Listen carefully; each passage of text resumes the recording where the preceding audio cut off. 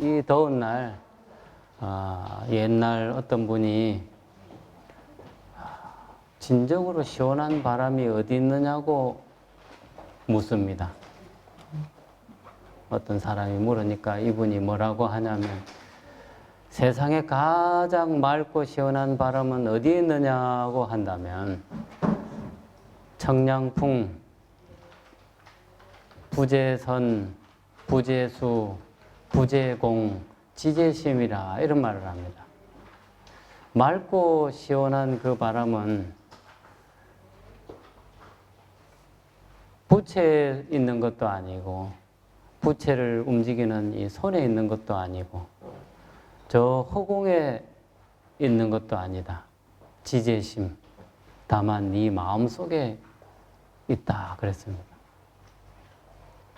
내 마음이 저번에 그 스님처럼 백낙천이가 그래 말한 것처럼 마음이 고요하시니 육신도 고요한가 보다 이렇게 하신 것처럼 그걸 아주 옛날 분이 어떤 그걸 줄여서 그렇게 말을 했던 것 같습니다. 맑고 시원한 바람은 부채에 있는 것도 아니고 부채를 붙이는 손에 있는 것도 아니며 저 허공에 있는 것도 아니고 다만 우리 마음에 있다. 여기 계신 분들은 하나도 안 더운 것 같습니다. 오늘 날씨가 이렇게 더운데도 마스크를 꽁꽁 쓰고도 아무렇지도 않은 거 보면 분명히 아주 이 내면이 아주 고요하신 분들인 것 같습니다. 여기에 제가 첫 대목에 이거를 썼는데 요거 말고 이걸 하겠습니다. 아까 반야신경하고 삼기 할 때 연꽃이 참 이렇게 그림이 나타났습니다. 이거는 연꽃찬이라는 노래인데요. 노래 속에 있는 그 끝부분의 가사입니다. 근데 이 내용이 참 좋아서 요즘 이거는 근대시입니다. 옛날 고시가 아니고. 근데 뭐 옛날의 글도 이런 거 내용이 거의 뭐 흡사합니다. 조금 요즘에 어울리게 맞게 바꿔서 그렇지 아주 글이 내용이 좋아서 제가 조금 있으면 또 연보태도 가실 거고 그러니까 연보태 가실 때 이 글을 딱 새겨 가셔가지고 마음속에 딱 새겨서 가서 연꽃을 딱 바라보면 아마 아주 새로운 느낌이지 않을까 그렇습니다. 자재요신 입사주 그 뒤에다 토를 대충 이렇게 붙였습니다. 이 토가 어떤 때는 참 도움이 될 때도 있지만 조금 뭔가 저 토가 조금 오히려 안 붙였으면 싶은데 해석을 할 때는 또 이렇게 붙여야 되니까 제가 붙여놨습니다. 부은한영 벽파심이라 체련 가중 근진단하니 천에 묻혀 부지음이로다 이렇게 말했습니다. 여기는 자재 이런 거는 스스로 자자 있을 제자니까 자재니까 스스로 있는 거니까 지 맘대로 언제든지 할 수 있다는 뜻이죠. 자재. 글자 그대로 하면 자유자재하다는 말을 줄여서 자재라 그러죠. 그럼 요자는 사람 이 요자 앞에 요 다룰 자는 원래 고기 육자인데 부수 글자로 쓸 때는 저렇게 다룰 자로 고기 육자를 다룰 자로 저렇게 쓰는데 저걸 육다룰이라고 합니다. 육다룰. 고기 육자를 의미하는 달월이다. 그래서 저 중국의 구화산에 가면은 저 김교각 스님 거기에 보면 그걸 딱 이렇게 그 진신 모셔놓은 데다가 이렇게 딱 써놨습니다. 우리나라 분들이 한번 가셔서 가지고 처음 모르고 할 때는 야 월신보전이라 이렇게 읽습니다. 월자 맞잖아요, 달월자. 근데 저는 육자를 이렇게 써놓으면 좀 모양이 그리 안 이쁩니다. 그래서 육달월자를 써가지고 육달월인데 저거는 절대는 육자로 읽습니다. 절대는 월자를 안 읽고. 6달월이지만 저는 육신보전이라고 이렇게 읽습니다. 다음에 혹시 구화산 가셨을 때 거기에 그 교각스님 그 진신을 모셔놓은 거기에 이렇게 탁 써놨습니다.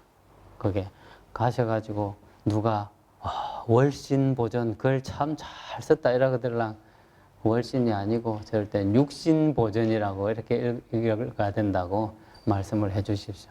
그러면 아무것도 아닌데 어떤 때는 보면 그 아무것도 아닌 한 번이 사람을 완전 다르게 볼 때가 있습니다. 조금은 어떤 자리에 갔는데 약간은 좀 그러려고 한 건 아니겠지만 그 좌중에 있는 분들이 약간 무시하는 듯한 눈빛을 보낼 때 뭔가 한 가지 결정적인데 그걸 딱 한번 이렇게 하는 순간 완전 눈빛이 달라지는 경우가 있습니다. 그러니까 세상에는 조금 어떤 때는 보여줘야 뭔가가 이렇게 상대를 다르게 보는 그런 게 있는 것 같습니다. 저도 조금 연식이 어릴 때 그냥 강사를 하다 보니까 어느 자리에 가서 조금 약간 무시 아닌 무시를 좀 몇 번 받았는데 부득이 그 자리에 하필 글 쓰는 분이 없었어 가지고 처음 그 자리는 어떤 자리였냐면 자제분이 아들이 셋이고 딸이 둘인가 서인가 그런 집인데 그 아들분들이 전부 판검 살아요. 그러니까 거기에 이제 그 부친되는 분이 돌아가셨는데 그때 하필 그 종단에 어떤 일이 있어가지고 다 그 큰절에 그 소임자 스님들이 주의심부터 전부 종단에 안 올라가면 안 되는 상황이라서 그러니까 뭐 선택의 여지가 없이 그래서 제가 대타로 가게 됐는데 무슨 큰절에서 큰 신들이 와도 지금 시원찮을 판에 그 상주 되시는 분이 아주 눈빛에 좀 레이저가 아주 착착 뿜어지면서 뭐 저런 새파란 걸 보내가지고 우리 집이 어떤 집인데 하는 어떤 그런 그걸 했었는데 연부를 다 끝나고 이제 나오려고 하는데 그 관우에 쓰는 글이 있습니다. 그걸 무슨 그 집안에 어른이 오셔서 쓰기로 했는데 만땅이 돼가지고 지금 쓸 수가 없네요. 지금 써야 되는데. 그래서 그분이 혹시 글을 쓸 수 있네요. 그래서 뭐 쓸기야 쓰지요. 그러니까 그러면 요 위에 좀 명정을 좀 써주면 안 되겠냐 그래서 뭐 그러면 뭐 부족해도 제가 쓰니까 욕은 하지 마십시오 하고 이제 그 위에 관우에다 올려놓고 그냥 이제 쓸 수밖에 없으니까 그렇게 탁 쓰고 나니까 참 사람이 간사한 게요. 그거 글 한 개 썼다고 그 눈빛이 달라지는 거 있죠.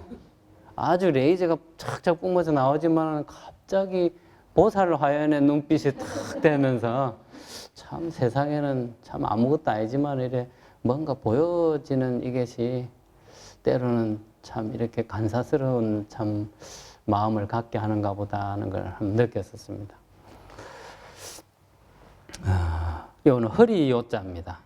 요자고 요신입사주 입자 같은 거는 뭐 서 있다는 뜻이고 모래사자의 섬주자인데 이 사주는 사바세계 남선부주 사바세계 남선부주를 줄여서 사주라고 이래 쓴 겁니다.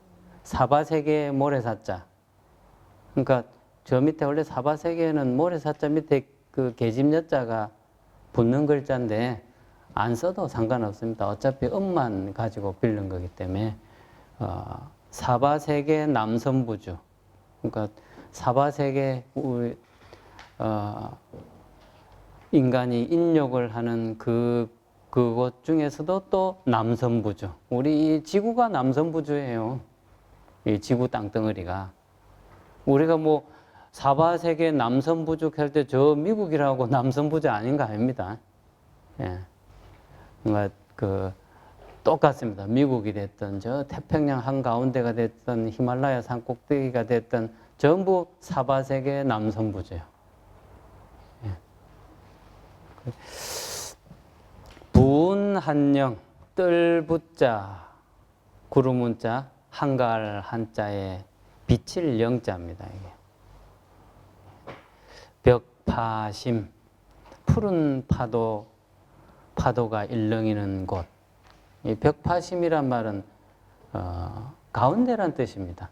가운데. 저번에도 수심이라는 말 할 때 있었죠. 수심, 손바닥.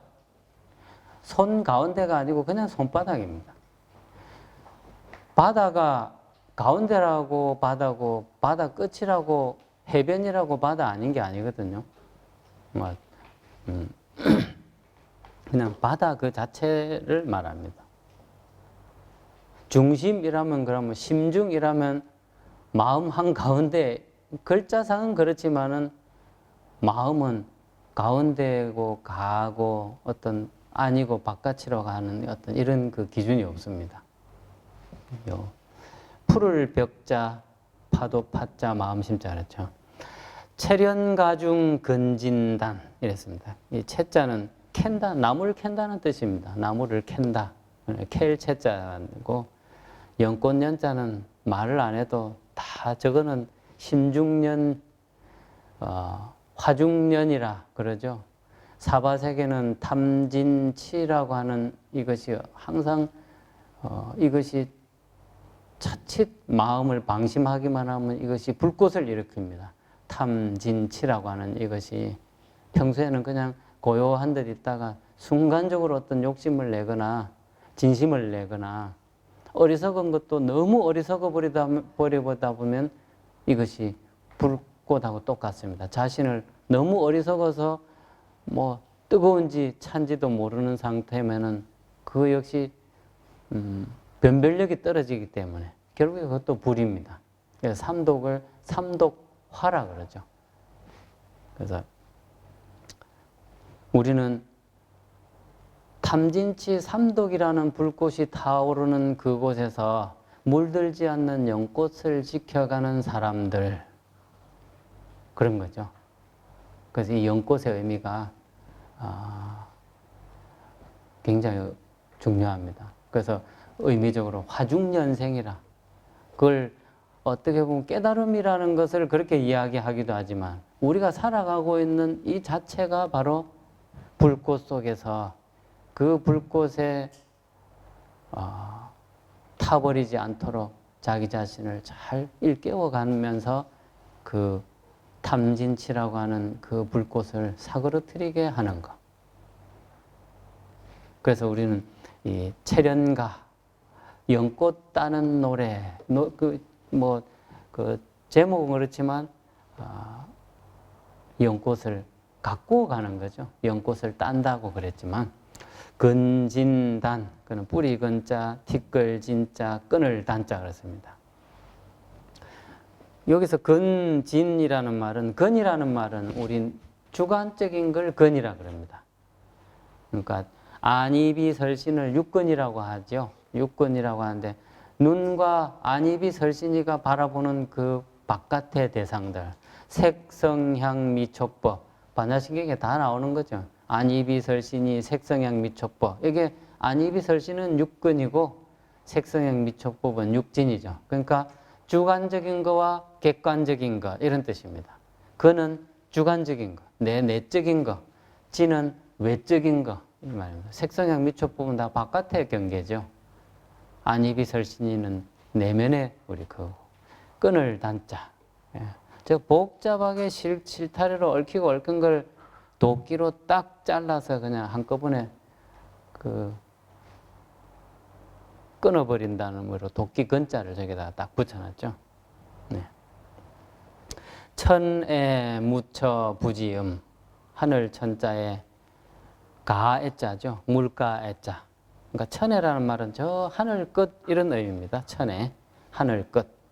묻혀 부지음 어느 곳이나 어느 곳에나 이런 뜻입니다. 어느 곳인들 아니겠느냐 이런 의미의 이제 묻혀입니다.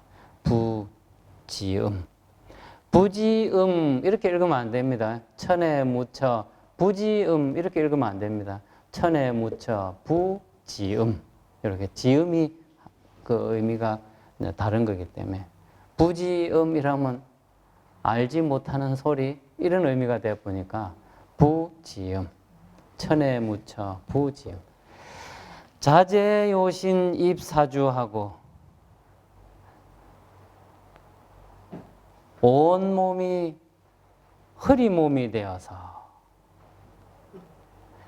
자재하게 불어오는 바람에 흐느적 하면서 사바세계 어딘가에 서 있는 듯하고, 우리 지금 이걸 연꽃을 우리 자신을 비유한 겁니다. 우리들이 지금 세상 어느 곳에 다 한 곳에 있잖아요. 뭐 울산에 계신 분, 부산에 계신 분, 또 뭐 경주 계신 분 등등, 도처에 여기 안 오신 분도 어딘가에 다 계십니다. 그것을 우리가 살아가는 모습 자체를 한 송이의 연꽃에다 비유를 했습니다. 우리는 움직이는 연꽃입니다. 근데 연꽃이 이렇게 자라있는 모습, 그걸 한번 보자는 거죠. 그 비유로 했지만, 우리를 비유했지만 실제 그러면 연꽃의 모습을 한번 보자는 거죠. 어떤 모습인지. 온몸이 허리가 되어, 그러니까 그것을 요신이라고 합니다. 연꽃은 온몸이 허리죠. 쭉 연대가 쭉 올라가 있고 위에 꽃송이가 탁 있습니다. 그 꽃줄기, 이게 몸입니다. 온몸이 허리가 되어서, 이런 뜻입니다. 요신이란 말은 온몸이 허리가 되어 불어오는 바람에 자유자재하게 움직이며 사바세계에 서 있는 듯하고. 그렇죠. 연꽃은 어떤 인연의 그 때가 만나지면 어디든 날 수 있죠. 물이 있기만 하면. 인연만 만나게 되면 어디서든 연꽃이 돋아날 수 있습니다. 그러니까 우리 자신도 인연에 따라서 살아가는 모습, 그 장소가 또 다를 수 있잖아요. 그런 것처럼 온몸이 허리가 되어 불어오는 바람에 자유자재하게 흔들리며 사바세계 어딘가에 서 있는 듯하고. 나중에 이건 이제 딱 줄여서 해석을 해드리겠습니다. 한 줄씩 이제 의미를 먼저 파악을 하고, 분한영 벽파심, 이거는 연꽃의 그 연잎을 저렇게 설명을 했습니다. 연잎을 분한영이라 이렇게 표현을 했습니다. 뜬 구름이 벽파심, 맑은, 벽파심은 맑은 연못 정도, 맑은 물결이 출렁이는 연못, 또는 우리가 관음찬이나 이런 데 보면 일렵홍련 재해중이라는 말이 나오죠. 한뜰기 홍련이 바다 가운데 피었으니, 이랬단 말이죠. 근데 그거를 아무 그거 없이 그냥 상황적인 그거를 조금도 의심하지 않고 우리는 그냥 한석이 연꽃이 바다에 피었구나, 이렇게 받아들입니다. 근데 바다에 연꽃 핀 거 봤습니까? 그 짠물에. 그러니까 이 세상, 그 바다 자체가, 이 세상이 한 송이의 연꽃이라는 거죠. 내가 어디였든 그 하나의 표현적으로 그 간절한 마음이 어디에서 일으키냐 따라서 연꽃의 상징은 대자대비의 그 상징 아닙니까? 물들지 않는. 또 보살로 치면 모든 관세음보살, 대세지보살, 문수보살, 보현보살, 이런 분들을 상징하는 겁니다. 관세음보살만 연꽃을 들고 있는 거 아니잖아요. 근데 연꽃을 탁 하면 거기에 분들이 관세음보살이랍니다. 백년암 이렇게 하면 그 관세음보살님이 모셔져 있는갑다. 연꽃은 모든 보살뿐만 아니라, 보살이라는 것은 남녀노소를 다 통틀어서 보살이라 그럽니다. 여신도가 보살 아닙니다. 남녀노소, 그거는 정신의 깊이, 세상의 어떤 지혜와 자비를 이 세상에 모두가 다 깨우쳐 가기를 염원하는 그 마음이 항상 담겨 있는 사람을 보살이라 그러지, 여신도를 보살이라 그러지는 않습니다. 중국에서는 불자를 뭐라고 그러냐면 남자 신도나 여자 신도를 전부 거사라 그럽니다. 거사. 거사라 그러지 남자 신도를 우리나라는 남자 신도를 뭐 처사락하기는 못하니까 절에서는 거사님이라 합니다. 이러는데 이 거사는 남녀 모두를 지칭하는 불자를 말합니다. 우리나라만 특이합니다. 또 거사도 안 쓰면은 거사는 무슨 거사 처사지 이래요. 또 그 처삭하면 뭐 또 약간 낮추는 무슨 표현인 줄 또 그렇게 알아요. 물론 그거는 육아에서 벼슬하지 못한 어떤 선비를 처사라 그러는데 선비의 입장에 있다는 말이잖아요. 처사가. 네. 아직은 등용되지 못한 선비. 그런데 처사라고 해서 뭐 이렇게 낮춰서 부르는 표현은 아닙니다. 그러니까 근데 다 거사입니다. 여신도 남신도 할 것 없이 중국에서는 통일되어 있습니다. 여신도 남. 근데 초창기에 우리나라 90년 이후에 이제 그 중국의 불교협회하고 한국의 불교협회 이런 것이 이제 자매결을 맺고 물론 그 전에도 뭐 가서 공식적으로는 아니죠. 처음 자매결을 맺은 뒤에 사람들이 막 다닐 때 이제 신님들이 보살님들 여러 분을 데리고 가서 그 사찰에 주의스님도 뵙고 사찰 참배 왔으니까 주의스님이 또 안내도 해준다고 이러는데 와, 여기는 무슨 보살님이시고 여기는 뭐 관음행 보살님이시고 여기는 무슨 법연화 보살님이고 이러니까 막 그 주의스님이 막 땅바닥에 엎드려서 절을 하고 난리였어요. 초창기에 중국에서는. 보살이라는 걸 경전에서만 봤지 살아서 본 적이 없거든요. 처음에 그랬습니다. 그래서 이제 우리 스님도 깜짝 놀라서 무슨 의미인지도 모르고 이렇게 인설에 간 스님도 신도님들은 더 황당하죠. 막 그 사찰에 큰 사찰에 주의 스님이 막 그냥 땅에서 절을 해버리니까 무슨 방에서 절을 한 것도 아닙니다. 이렇게 이제 손님을 이렇게 그 맞이하면은 그 다청이라고 했습니다. 그래서 쭉 앉아 있는데 앉아 있다가 이건 주의스님은 누구고 하는데 주의스님은 보이지도 않아요. 왜냐면 보살이 더 그 대성에서는 보살이 더 위기 때문에 여기는 금강신 보살 무슨 보살 이래 보니까 막 그냥 땅바닥에서 절을 하고 막 그래서 사실은 한국에는 이러해서 대성의 가르침을 더 이렇게 넓게 하는 의미에서 여신도들을 보살님이라고 이렇게 지칭한다니까. 그래서 이제 그에 대해서 처음에 한동안은 그게 가는 데마다 그게 있었습니다. 그러니까 참 이 보살이라는 이 명칭이 굉장히 우리나라에서만 여성 불자님을 보살님이라고 이렇게 하니까 중국에서는 깜짝 놀래버리죠. 중국 불교 역사에도 보살 칭호를 받은 스님도 몇 되지도 않는데. 네.